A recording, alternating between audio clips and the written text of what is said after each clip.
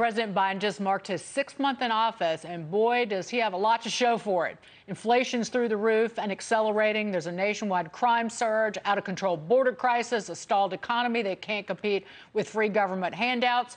The White House is touting the president's coronavirus response as his biggest accomplishment, and that's as some states are locking back down, masking up again, and some kids still have no clear plan to get back in the classroom in the fall. So has this been the longest 6 months ever? Joining me now to discuss, Federalist co-founder, Fox News contributor Ben Domenech. Ben, what do you say?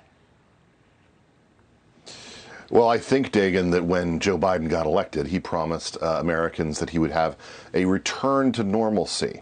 Unfortunately, I think that that normalcy has turned out to be normalcy at various stages of the American experience of the last 20 years that we didn't really want to relive, particularly when it comes to all these different crises that we're facing, when it comes to the economy and inflation, as you mentioned, when it comes to the border crisis, when it comes to all these different aspects of what he's trying to deal with within his first 6 months. I think that what we're seeing is a White House that really doesn't have any new answers. They've only got the old answers to the same kind of problems that we saw during the Obama years. And unfortunately, I don't think that Joe Biden and his team really learned any lessons from the mistakes they made in the past. Well, based on this bill, they want his American Families Plan. This harkens back to LBJ or FDR in terms of the government blowouts and the just one new entitlement stacked on top of another. I've said this before, but Biden's treating this like a 2-year sprint. He's going to, no mandate, but they're going to push through dramatic change in America, quite frankly, crushing the American dream. Go ahead.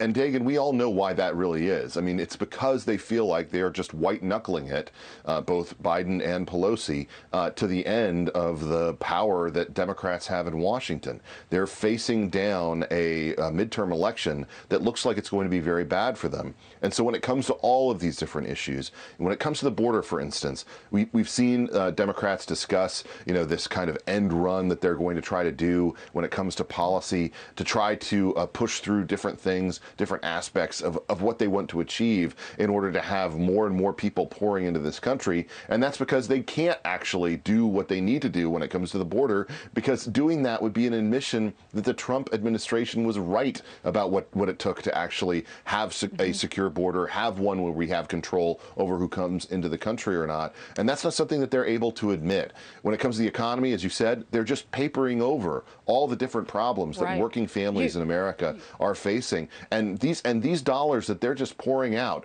that they're putting on the backs of our children and grandchildren, are not going to solve this problem. They're not going to actually be something that is anywhere near a permanent solution. They're just trying to paste a different Band-Aid over it in order to get through the next election cycle without having such a huge loss. Real quick, you hit something. That's the reason they're pushing amnesty. For millions of people who are here illegally. It's the reason they're so upset by these voting reform laws in places like Texas, because they need 24-hour drive-in voting or even the ability to cheat in order to stay in power. They need those millions of votes to stay in power. That's what's going on. And they need to demagogue around those issues to try to keep Black and Hispanic voters within their coalition. They are terrified of what they are seeing in terms of the backlash from those same voters over what they've done when it comes to education policy in America, keeping schools locked down, even in the wake of vaccinations, having these ridiculous policies like we see in California with mask mandates for children and the like. Those issues have real resonance within Black and Hispanic voting communities. That's what they're actually scared of. Turning gun owners into criminals in places like Virginia. I mean, they're trying to convert somebody who's nonviolent, who's just trying to exercise their Second Amendment right, into a criminal. It also hits all those voters. Ben, thank you so much. Ben Domenech.